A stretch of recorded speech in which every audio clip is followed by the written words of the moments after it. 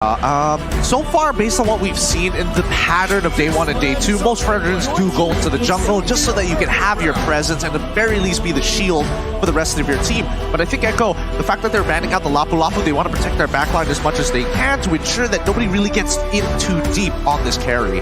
Yeah, because, you know, you've already got obstacles in front of you. But that also makes me wonder, is the Fredrin jungle, right? Or is it going to be thrown in the XP lane? Now, with that Lapu Lapu ban, maybe they want to come in with a different matchup, right, for Fredrin if they park him there. Because like you said, if he is in the jungle, sometimes you really have to play around that, right? Now, Fredrin takes a lot of damage, but it's also sometimes you have to put yourself in a not so favorable position to get those knockups, the taunts off. And how often really do you see that Prazer's Wrath pick up a kill? When it does happen, it's awesome, right? Yeah. But it's still something that's difficult to pull off in the right moment. That's actually a really good point here, because when we look at RRQ, the fact is that their composition generally wants to limit what Echo plays around, right? Oh, you're looking for an engagement? We're going to shut it down. Pick one of you off and then look for the all-in at the end of the day. The Lolita gets banned out, and finally, the Hayabusa coming in from Echo. Yeah, they're starting to limit any options for Albert here. What is he going to be picking up? But the crazy thing about Albert now is previously he was really known for those assassin types, but he's also evolved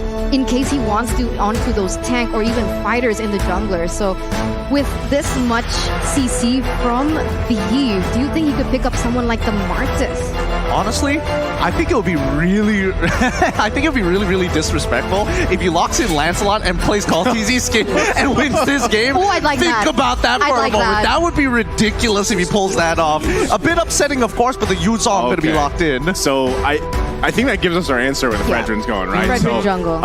And I was going to say this similar concept here was that Carl TZ, known for the assassins, right? But at some point in the meta, like a lot of these junglers, they had to force themselves to learn these objective-based utility junglers, right? So again, I feel like jungle is still a very important role for all of these teams here in M4, but at the same time, what we're seeing is XP, roam, the mid lane especially, and then gold lane, the marksmen, or it's not always marksmen, but the gold lane, they shine much later on. The thing is, the trend so far is we don't see these super long games, right? I mean, there's been a couple 20-minute games, but again, how does it all play out? And look at that, RRQ is going to lock in an Akai as well as the Benedetta. I feel like this is like an RRQ classic, is it not, Eterna? Come on. I mean, they got the Benedetta, I mean, the Akai, of course. I mean, honestly, I would have loved to see a Lancelot. That would have been great, but Akai does the job so well at pushing back the aggression of Echo. I mean, it's Benedetta's on R7. R7 on Benedetta, so that is a signature pick for him, in particular here in the Indonesian region.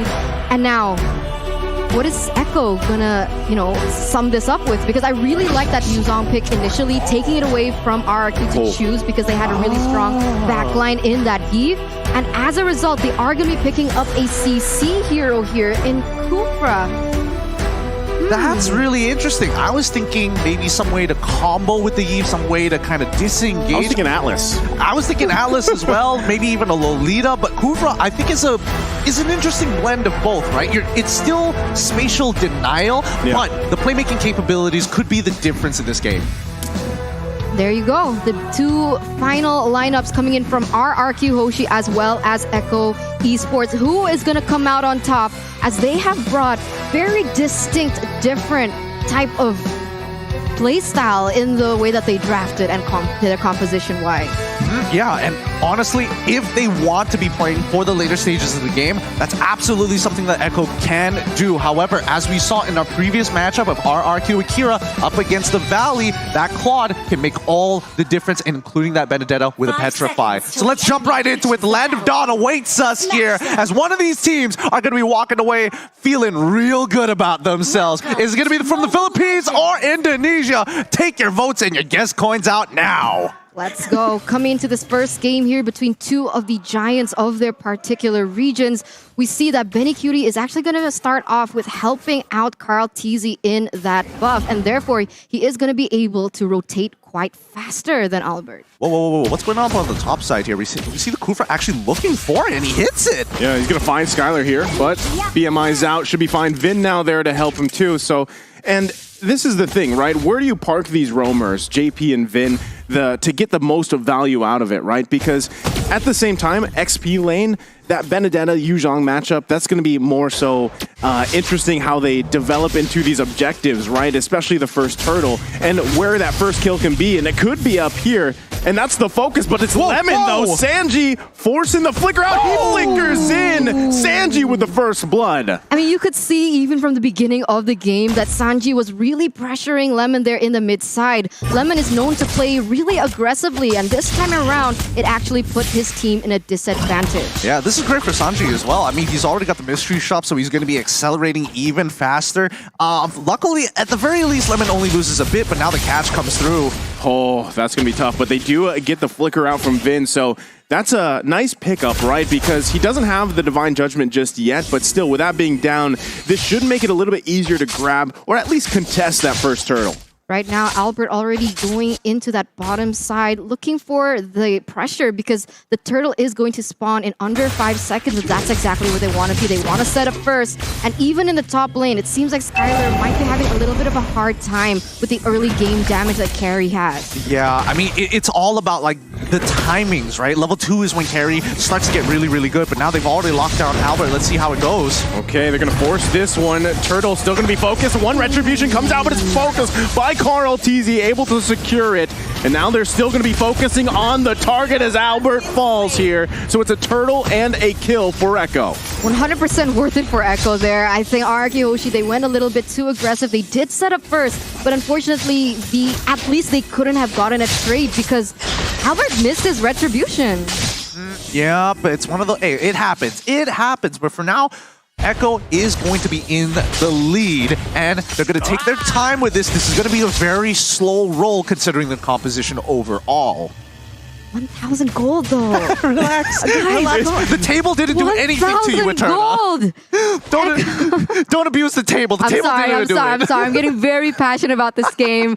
But yes, Echo is leading with 1,000. You can already see that Benny QT has secured that corrosive scythe. So all these items are starting to come into play, and that might be bad for Skylar here in the top lane. Honestly, it's quite interesting that JP is hovering around the top side so much. I mean... that's the best case scenario for them. You really want to just park there. If you can find a pickoff, this is something that we were talking about previously in the backstages. Where does Kufra fit in now? It's high risk, high reward, and that's going to be the right target as they find Vin, forcing the flicker out. No one's going to go down just yet, though. Carl TZ now looking to back everybody out. There's probably not going to be anything committed just yet, but still, JP going to charge up.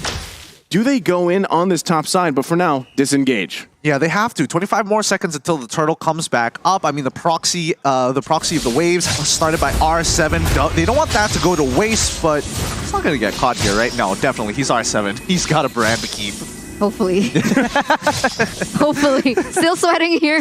1,400 gold lead. 8 seconds left on the clock. But you can see Fredrin already. Seems like Echo, Fredrin, they all have that better space on, and they have the better setup for now. Either RRQ Hoshi, they're not going to contest this. They're going to look for something else. Or they have to find the proper setup here. Yeah, they're going to have to rely on Vin, but the Black Dragon form does come out to Sanford. Albert looking to try to get the turtle. He does. What a retribution as he's able to secure it. And now Sanford caught in the back line. Carl TZ, though, to help him out. It's R7 on the hunt here. Gets the Petrify off. Can he get the kill? He's bobbing, he's weaving. He's slashing. Still, though, it's Carl TZ that falls. And that's going to be actually, R7 survives it. Oh, wait, no. Okay, he does. He does. He gets away with 1 HP. Oh my goodness.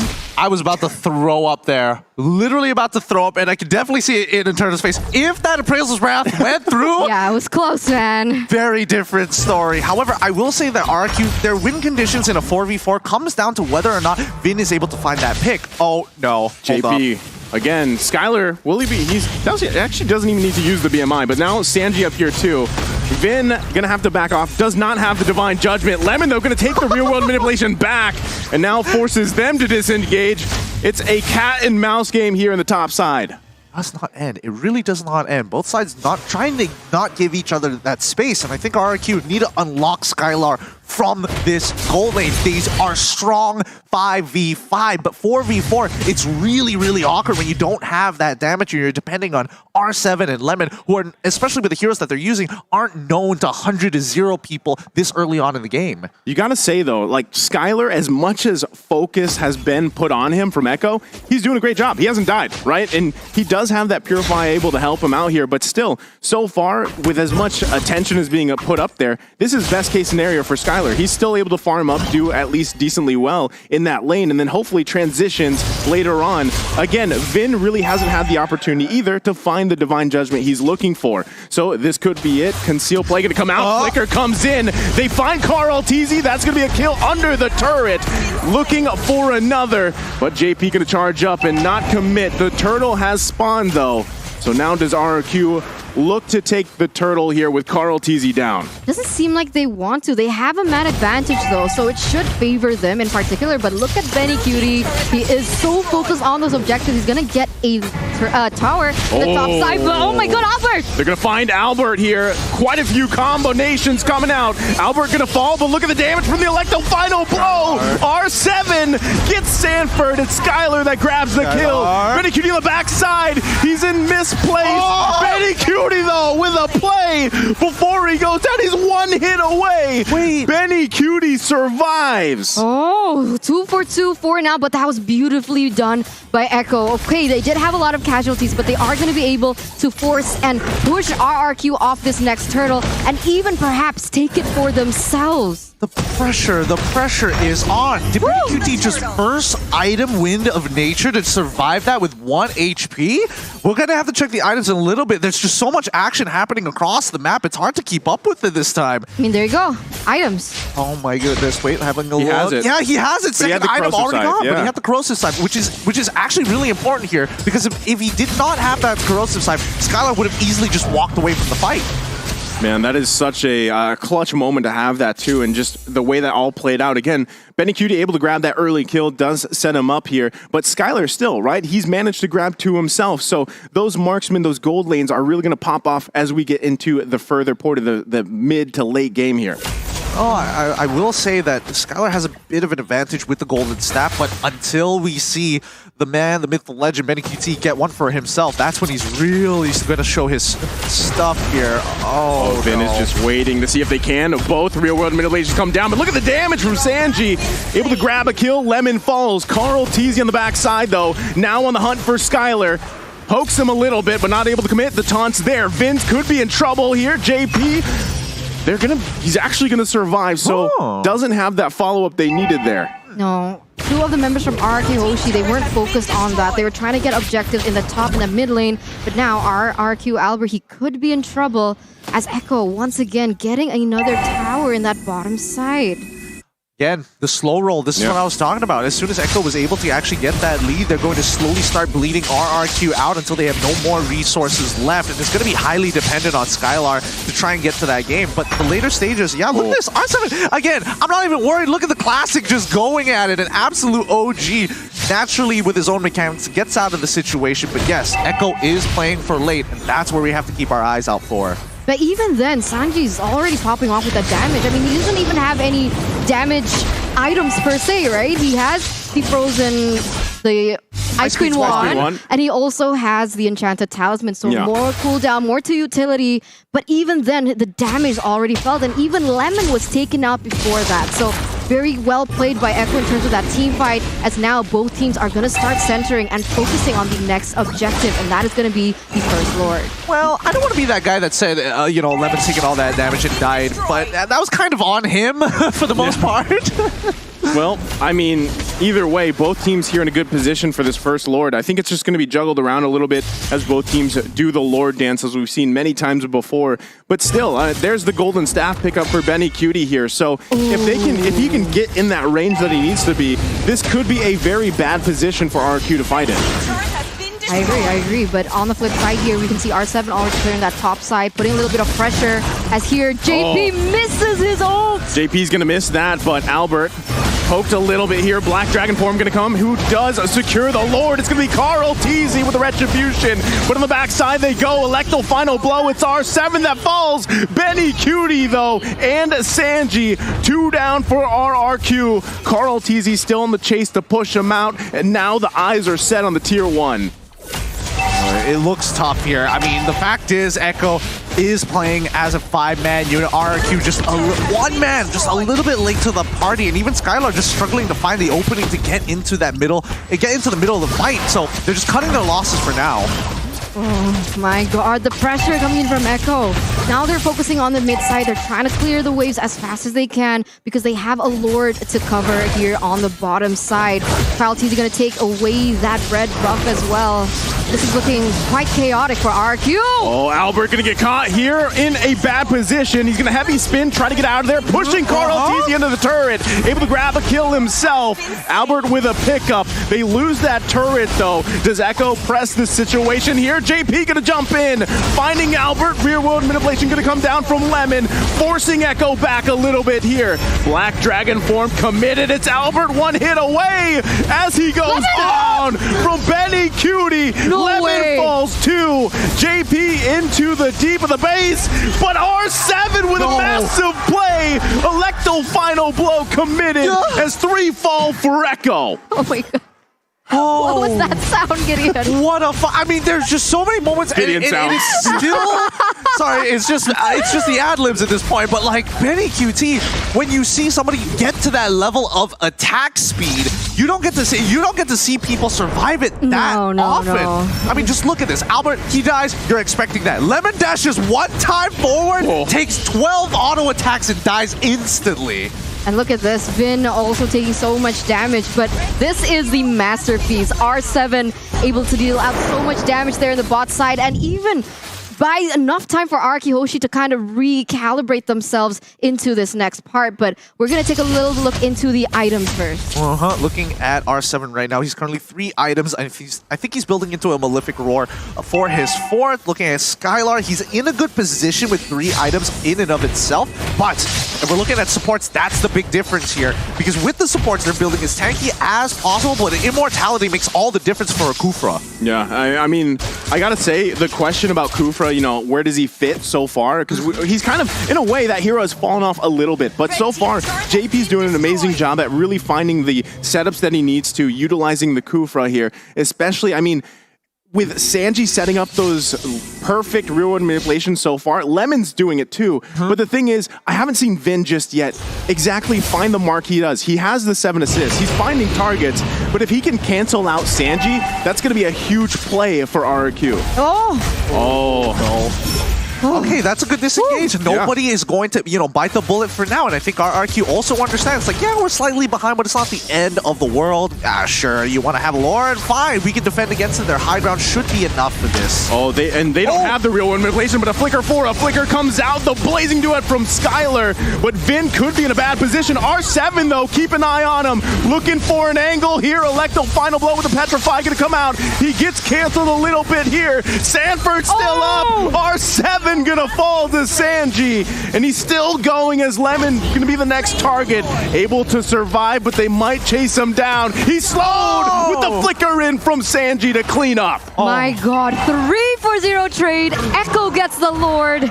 This couldn't be a worst game for RRQ Hoshi at this point. You saw that R7 was trying to do his best. The way that he does it, right? That's so signature R7. Which, whatever hero he chooses, whether it be the Benedetta, the Cho, he tries to looking for that flank, but unfortunately the follow-up damage from the other members are not there. And here we go, the siege from Echo. Gonna be a full force siege here from Echo here. One more turret to go up on the top side. They've got to handle this Lord. Echo setting their sights on the bottom side. Carl TZ already handling that wave. Can RRQ defend here and keep in this game? Echo now full force bottom side. Sanford comes in with the Black Dragon form. RRQ looking for any angle, but Echo calls the back signal. Value. just cash money all the way through. They've gotten a 7.7k lead for themselves. They don't need to go any further. No Lord empowered minions, no Lord in and no Lord as well. So they just back off. They don't need to do any more than this. They know that they're getting really close to the end game. Oh my god. Well, they're going to focus on R7. I don't think he was expecting that death bush either. Oh, that's so cheesy. It always works. It works every single time. Everybody forgets about the bottom and top rush, and this time R7 has to pay the price. Right now, when we're talking about this Kufra, there is, I mean, in previous metas, we have seen Kufra play into the Kaja because it doesn't allow Kaja to get away after the Divine Judgment. Oh man, Echo looking to end the game here as both real-world motivations come down across from each other. Lemon and Sanji, still no commitment yet on that crystal from Echo. Anybody else getting bombing run vibes just to be like, just to show dominance? It's like, yeah, I can mess with you too. I can tap faster. Man, 8,000 gold lead for Echo up until this point, and the damage dealt is mostly coming in from Sanji. So that's why I love the Give in this current meta. I love it because you don't have to build too much damage. You can build for utility. You can build something like the Brute Force Breastplate, but still have as much damage as all the other members. Well, I mean, it depends on the person. I'm more of a Farsa kind of guy. Oh, Yeah, okay. I like both, but you know, Gord #1. But going back to it, did you see the discrepancy in the damage dealt? Right, you typically when you see that Valentina picked up against a Eve, you kind of expect them to be in the same ballpark, but it was a huge difference, and that's just the fact that Lemon hasn't been able to get in range to even take that ultimate or use it the way he wants to. And that is also a big part because of the fact that they have Sanford, right? Yeah. That was a problem. They picked up Sanford, so even if the Valentina wanted to take the real-world manipulation, it could be a little bit more difficult because of the damage input that he's taking from Sanford himself. And on that note as well, that's the thing about Lemon, dude. That's what caught me a little bit surprised because Lemon's great when he gets it. He's like a double-edged sword for RRQ. When he plays great, he plays great. But if not, look at his KDA. Look. 0.55. Everybody has their day, right?